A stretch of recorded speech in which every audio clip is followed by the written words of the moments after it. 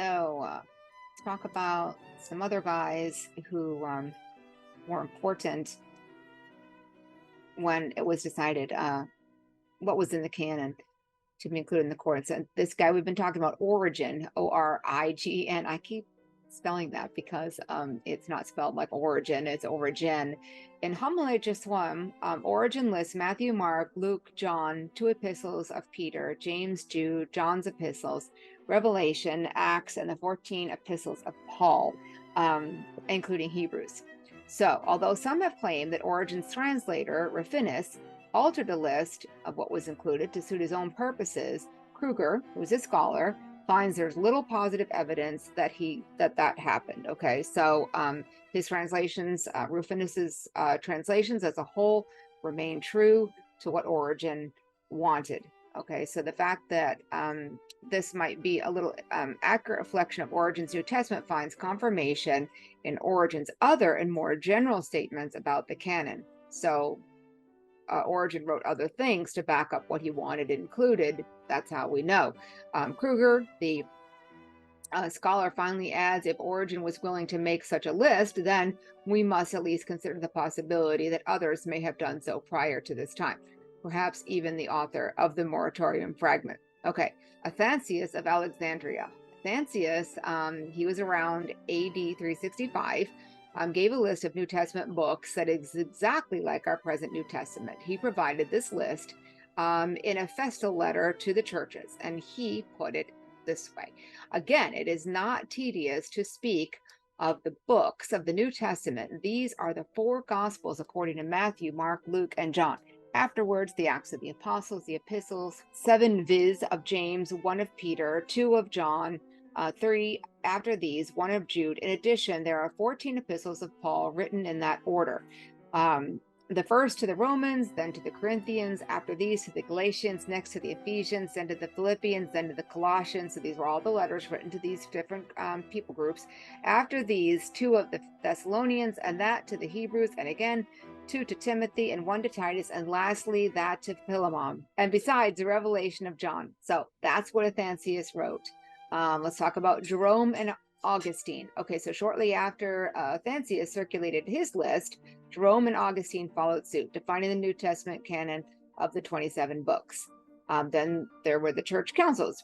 Bruce, again another scholar, states that when at last the church council, the second of Hippo in AD 393, listed the 27 books of the New Testament, it did not confer upon them with any authority which they did not already possess, but simply recorded their previously established canonicity.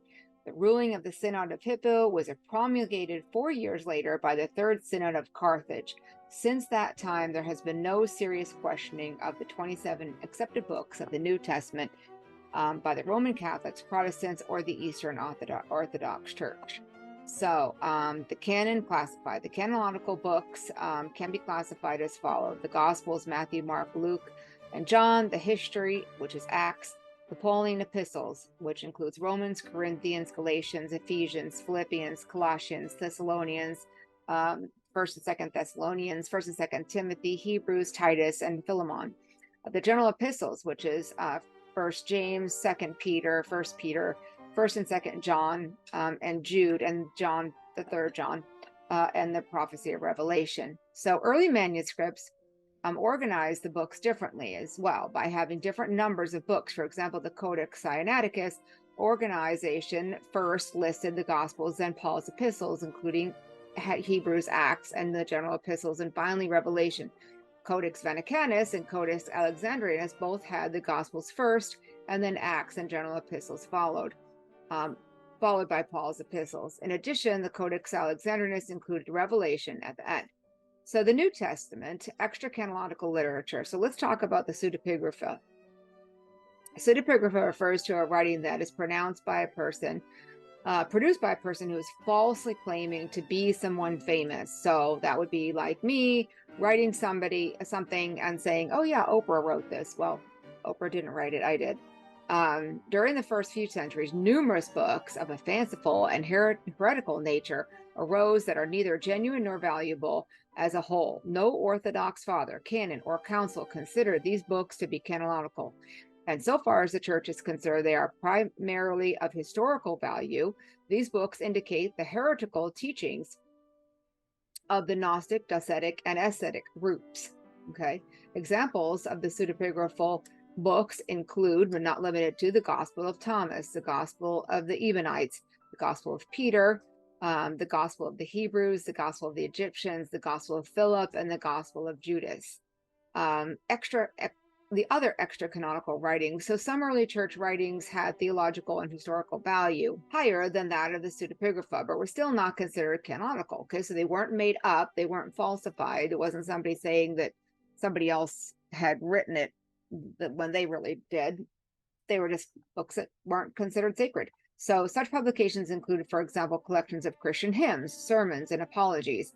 Also, guidelines were necessary for the believing communities to maintain proper roles and functions of their leaders. So there were more like guidelines and little rule books of how to organize the church, things of that nature. Although some of the fathers and churches considered several of these books to be canonical, the testimony of the church in general disagreed with their view. So other writings contained such legendary material in them and were strongly Gnostic in coloring. Examples of the catechetical writings, epistles of the pseudo-Barnabas, epistles of the Corinthian shepherd of Hermas, Didache teachings of the 12, epistle of Polycarp to the Philippians, and the 7 epistles of Ignatius. Okay, examples of New Testament apocryphal books. Okay, that would be the real 1 Corinthians, which possibly alluded to 1 Corinthians 5:19. However, no such piece of literature is now extant. The ancient homily, or the so-called second epistle of Clement, the Apocalypse of Peter, the Acts of Paul and Thecla, epistles to the Laodiceans, the Gospel according to the Hebrews. And why are they not considered canonical? So none of them enjoyed. So Geisler and Nix, once again, going back to those scholars, sum up the case against these canonical status of these books. Why were they not included? None of them enjoyed any more than a temporary local recognition. So most of them never did have anything more than a semi-canonical status, being appended to various manuscripts or mentioned in tables of contents. No major canon or church council included them as inspired books of the New Testament. The limited acceptance enjoyed by most of these books attributable to the fact that they attach themselves to references in the actual canonical books. Because of their alleged apostolic authorship, once these issues were clarified, there remained little doubt that these books were not canonical. So Old Testament canon, the Jamnia theory. So Jamnia is a place, and there was a council that met there, supposedly. Let's talk about that. Many scholars have theorized that a council of rabbis that convened in Jamnia near Jaffa in AD 90 finally agreed upon which books should be included in the Hebrew canon and which ones should not. The problem with this theory is that the Jamnia gathering reached neither of these conclusions. The rabbis did not fix or settle upon a final list for the canon, but rather raised questions about the presence of certain books in the canon. Books that the council refused to admit into the canon had not been there in the first place. The primary concern for the council was the right of certain books to remain in the canon, not the acceptance of new books. So the rabbis discussed questions surrounding Esther, Proverbs, Ecclesiastes, the Song of Songs, and Ezekiel.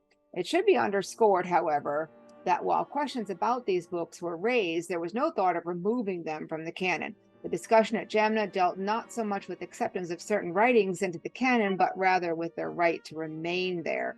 So H.H. Rowley writes about the Council of Jamnia. We know of discussions that took place there among the rabbis, but we know of no formal binding decisions that were made. And it is probable that the discussions were informal, though none of this, but nonetheless helping to crystallize and to fix more firmly the Jewish tradition. Hey guys, thanks so much for watching this video. I am so excited that you stuck to it to the end, and I appreciate that. And please do smack that subscribe button. Check out the next video.